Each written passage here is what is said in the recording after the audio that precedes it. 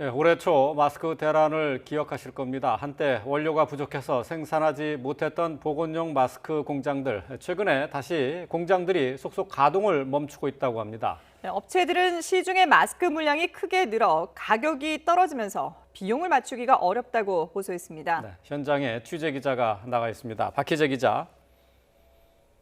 네, 저는 한국생활건강 한 마스크 공장에 나와 있습니다. 네, 자, 마스크 공장에서 생산을 크게 줄이고 있다고 하는데 현장 상황 전해주시죠.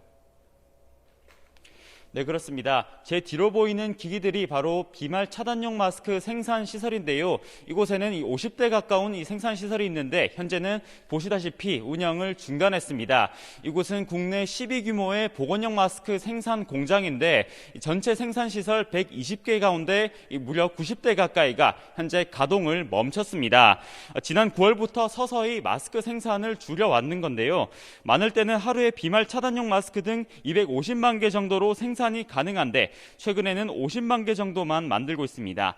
100명 가까이 근무해왔던 직원들도 지금은 겨우 절반인 50명 정도만 일하고 있습니다. 해당 업체 관계자는 최근 마스크 물량이 시중에 크게 늘면서 가격이 많이 떨어지다 보니 수익이 남지 않는 경우까지 생기면서 이 시설 가동을 일부 멈추게 됐다고 설명했습니다. 실제로 국내 전체 마스크 생산량은 10월 4주차를 기준으로 1억 7천만여 개에 달합니다.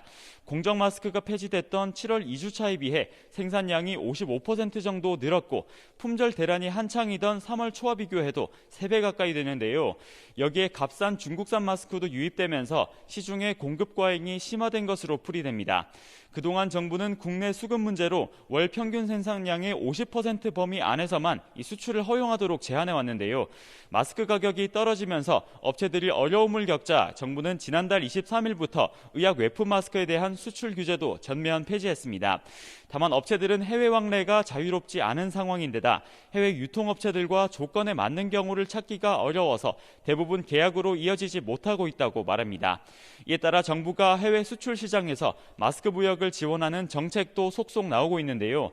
대한무역투자진흥공사에선 어제부터 보름 동안 K마스크 주간을 열어 국내 마스크 업체와 해외 유통책 사이에 상담을 주선하는 자리도 마련하고 있습니다.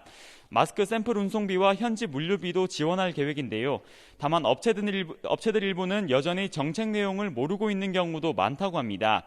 정부 정책 정보를 더욱 적극적으로 이용하는 일은 물론 정부 차원에서도 이와 같은 수출 지원 정책을 더욱 확대하고 전방위적으로 홍보하는 일도 필요해 보입니다.